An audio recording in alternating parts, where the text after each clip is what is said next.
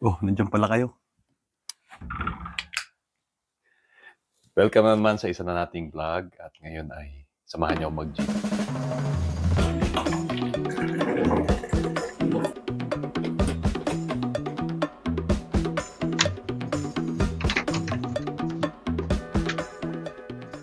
Nag-warm up nga pala tayo. 10 minutes na walking bago tayo mag-leg day. Tagal na natin hindi nagle-leg day. Parang 2 weeks na ata tayo hindi nag-legs. Kaya baka manibago tayo ngayon. Kaya yan. Dahil nanibago nga tayo, kaya nag-chest na lang tayo ngayon.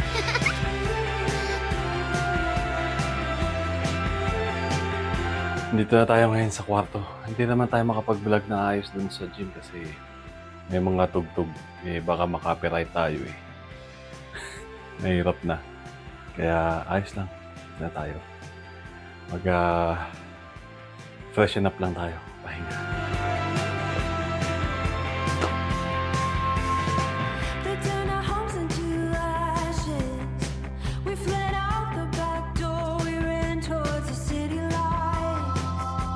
Nagaya nga pala yung kaibigan natin si JR.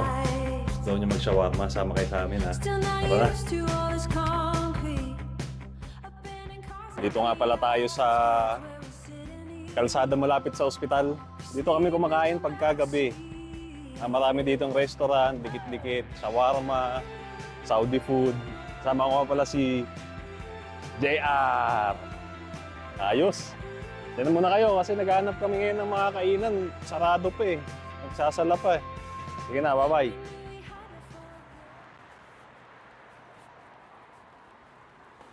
Wala kaming makitang bukas na restaurant kundi ito.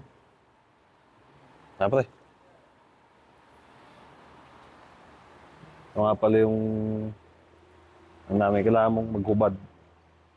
Tawag dito yung magdut. Ito nga pala ang aming style dito. Nakaupo ka sa lapag habang kumakain. Tapos kamay.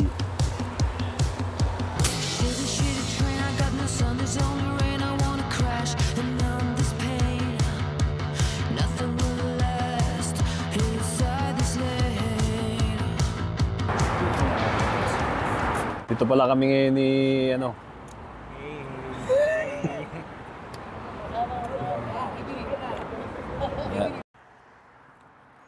mga pre. Ngayon tayo pauwi na ngayon at nag-enjoy naman tayo. Kami ni JR. Kakain kami dinner. Tapos chai. Ayun. Kita na tayo mamaya sa bahay. Isang random na araw kasama ang aking kaibigan. Maaaring ordinaryo sa iilan, pero ito ang aming paraan para mairaos ang isa pang araw dito sa gitnang silangan. Isang araw ng kalungkutan at pangungulila sa aming pamilya. Pero dahil sa kwentuhan at tawanan, ay nalampasan na naman namin ang isa pang araw dito sa Saudi. Kabayan, huwag kalimutan mag-subscribe ha. Hanggang sa susunod na episode. Paalam!